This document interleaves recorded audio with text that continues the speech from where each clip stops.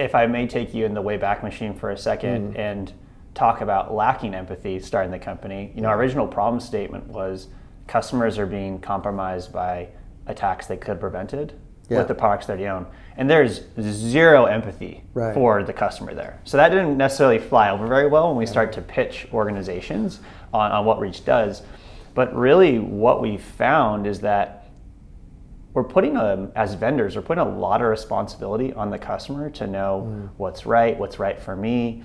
And I think that's the wrong approach. I think the incentive structure for security companies has to be not how much we sell, but how can we make sure that we're actually reducing risk and helping a company over time. And so that started to be more the empathetic conversation we're able to have, which is a mixture of, look, there are things you can certainly do inside of your business, but you have limited resources. So let's bring in the exposure element to figure out, if I'm going to invest resources, where will that have the most value? We might have 100 things we could go and do. What are the one or two that would provide the most value and reduce the most risk across tools and capabilities I already have?